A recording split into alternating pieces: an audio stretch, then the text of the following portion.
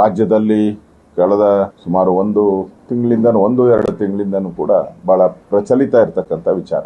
ಜನಗಳಿಗೆ ಬಹಳಷ್ಟು ಅನುಮಾನಗಳು ಈ ಮೂಢ ಹಗರಣದಲ್ಲಿ ಕಾಣ್ತಾ ಇದೆ. ಅದಕ್ಕೊಂದು ಕ್ಲಾರಿಟಿ ಕೊಡಕ್ಕೆ ಸಿದ್ದರಾಮಯ್ಯನವರಿಗೆ ಇದ್ದಂತ ಒಂದು ಅವಕಾಶ, ವಿಧಾನಸಭೆಯಲ್ಲಿ ನಾವೇನ್ ನಿಲುವಳಿ ಸೂಚನೆಯನ್ನ ನಾನು ಮಂಡನೆ ಮಾಡಿದ್ದೆ, ಆ ಸಂದರ್ಭದಲ್ಲಿ ಅವರು ಆ ನಿಲುವಳಿ ಸೂಚನೆಗೆ ಅವಕಾಶ ಕೊಟ್ಟು ಅಲ್ಲಿ ಚರ್ಚೆ ಮಾಡಿ ಜನರಲ್ಲಿರುವಂತ ಅನುಮಾನಗಳನ್ನ ನಿವಾರಣೆ ಮಾಡಬೇಕಾಗಿತ್ತು. ಮಾಡಿದ್ರೆ ಇಷ್ಟೊಂದು ಡೌಟ್ ಬರ್ತಾನೆ ಇರಲಿಲ್ಲ. ಯಾವಾಗ ನೀವು ವಿಧಾನಸಭೆಯಿಂದ ಪಲಾಯನ ಮಾಡಿ ಓಡೋಗ್ಬಿಟ್ರಿ, ಅವಾಗ ಇಡೀ ಜನಕ್ಕೆ, ಇಡೀ ಕರ್ನಾಟಕದ ಜನಕ್ಕೆ ಮತ್ತು ಎಲ್ಲರಿಗೂ ಕೂಡ, ಯಾರು ಇವತ್ತು ಕಂಪ್ಲೇಂಟ್ ದಾರರಿದ್ದಾರೆ ಎಲ್ಲರಿಗೂ ಕೂಡ, ಜನಸಾಮಾನ್ಯರು ಕೂಡ ಇದು ಏನೋ ಇದೆ, ಅದಕ್ಕೋಸ್ಕರ ಇವರು ಅಲ್ಲಿಂದ ಓಡೋದ್ರು ಅನ್ನೋದು ಸ್ಪಷ್ಟವಾಗಿ ಕಾಣ್ತಾ ಇದೆ. ನಮ್ಮ ಹತ್ರ ದಾಖಲೆಗಳು, ನಾವು ಆ ಸಂದರ್ಭದಲ್ಲಿ ವಿಧಾನಸಭೆಯಲ್ಲಿ ಚರ್ಚೆ ಮಾಡೋಕ್ಕೋಸ್ಕರ ದಾಖಲೆಗಳನ್ನ ಸಂಗ್ರಹ ಮಾಡಿದ್ರಿ. ಆ ಎಲ್ಲಾ ದಾಖಲೆಗಳು ಕೂಡ ಪ್ರತಿಯೊಂದು ಹಂತದಲ್ಲೂ ಕೂಡ ಜಮೀನ್, ಅವರ ಆ ದಲಿತರ ಜಮೀನು, ಅವರೇನು ₹1 ದಲಿತರಿಗೆ ಜಮೀನ್ ಅಲಾಟ್ ಆಗಿತ್ತು, ಅದನ್ನ 5 ಲಕ್ಷಕ್ಕೆ ತಗೊಂಡು 5 ಲಕ್ಷದಿಂದ ಸ್ವತಃ ಸಿದ್ದರಾಮಯ್ಯನವರೇ ಹೇಳೋ ರೀತಿ 62 ಕೋಟಿ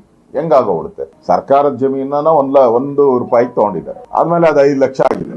5 ಲಕ್ಷ ಇದ್ದಿದ್ದು 62 ಕೋಟಿ ಹೆಂಗಾಗ್ಬಿಡುತ್ತೆ. ಮತ್ತು ಪದೇ ಇಲ್ಲಿ ಪ್ರತಿಯೊಂದು ಹಂತದಲ್ಲಿ ಕೂಡ ಸಿದ್ದರಾಮಯ್ಯನವರ ಹಸ್ತಕ್ಷೇಪ ಸ್ಪಷ್ಟವಾಗಿ ಕಾಣ್ತಾ ಇದೆ. ಅದನ್ನ ಡಿನೋಟಿಫೈ ಮಾಡುವಾಗ ಒಬ್ಬ ಸಾಮಾನ್ಯ ರೈತ, ಅದು ಬಡವ, ಅವನಿಗೆ ವಿಧಾನಸೌಧಕ್ಕೆ ಬಂದು ಡಿನೋಟಿಫಿಕೇಶನ್ ಮಾಡುವಂತ ಶಕ್ತಿ ಇದೆಯಾ ಅವ್ರಿಗೆ? ಫಸ್ಟ್ ಆ ಶಕ್ತಿ ಸಾಮಾನ್ಯವಾಗಿ ಇರಲ್ಲ ಯಾರಿಗೂ. ಡಿನೋಟಿಫಿಕೇಶನ್ ಆಗುತ್ತೆ ಯಾರ ಕೈವಾಡ. ಅದೇ ರೀತಿ ಲೇಔಟ್, ಸರ್ಕಾರದಲ್ಲಿ ಲೇಔಟ್ UDಯಲ್ಲಿ ಅರ್ಬನ್ ಡೆವಲಪ್ ಅಪ್ರೂವ್ ಆಗಿ, ಮೂಡಾದಲ್ಲೂ ಅಪ್ರೂವ್ ಆಗಿ, ಸರ್ಕಾರದ ಗೆಜೆಟ್ನು ಆದೇಶ ಹೊಡೆಸ್ಮೇಲೆ ಅಲ್ಲಿನ ಜಿಲ್ಲಾಧಿಕಾರಿ ಅದನ್ನ ಕನ್ವರ್ಟ್ ಮಾಡ್ಕೊಡ್ತಾರೆ.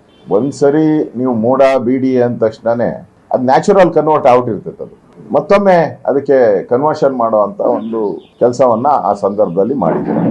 ಮತ್ತೆ ಅದರಲ್ಲಿ ಸುಮಾರು 12 ಸೈಟ್ಗಳು ಬೇರೆಯವ್ರ ಹೆಸರಿಗೆ ರಿಜಿಸ್ಟರ್ ಕೂಡ ಆಗ್ಬಿಟ್ಟಿದೆ. ಅವರು ದುಡ್ಡು ಕಟ್ಟಿದ್ದಾರೆ, ಕಟ್ಟು ಅವ್ರ ಹೆಸರಿಗೆ ರಿಜಿಸ್ಟರ್ ಆಗಿ ಸಬ್ ರಿಜಿಸ್ಟರ್ ಆಫೀಸಲ್ಲಿ ದಾಖಲೆಗಳು ಆಗೋಗ್ಬಿಟ್ಟಿದೆ.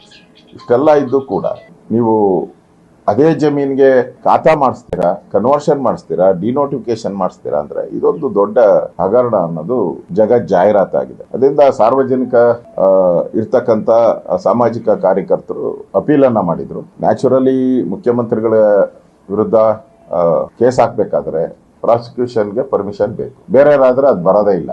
ಸೊ ಅದು ಅವಕಾಶ ಇದೆ. ಅದರಿಂದ ಇವತ್ತು ಪ್ರಾಸಿಕ್ಯೂಷನ್ಗೆ ಅವಕಾಶವನ್ನ ಗೌರವಾನ್ವಿತ ರಾಜ್ಯಪಾಲರು ಕೊಟ್ಟಿದ್ದಾರೆ.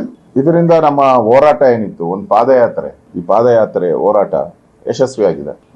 ನಮ್ಮ ಹೋರಾಟ ಇರತಕ್ಕಂಥದ್ದು ವ್ಯಕ್ತಿ ಅಲ್ಲ, ನಮ್ಮ ಹೋರಾಟ ಇರತಕ್ಕಂಥದ್ದು ಆಗಿರೋ ಅಕ್ರಮ ಬಯಲಿಗೆ ಬರಬೇಕು, ತಪ್ಪಿತಸ್ಥರಿಗೆ ಶಿಕ್ಷೆ ಆಗಬೇಕು. ಮತ್ತು ಈ ಹೆಸರಲ್ಲಿ ಸುಮಾರು 400-500 ಸೈಟ್ಗಳು ಮೂಡಾದಲ್ಲಿ ಪರಭಾರೆಯಾಗಿದೆ, ಬೇರೆ ಬೇರೆ ಹೆಸರಿಗೆ ಆಗಿದೆ ಅನ್ನೋದು ಮಾಹಿತಿ ಇರ್ತಕ್ಕಂಥದ್ದು.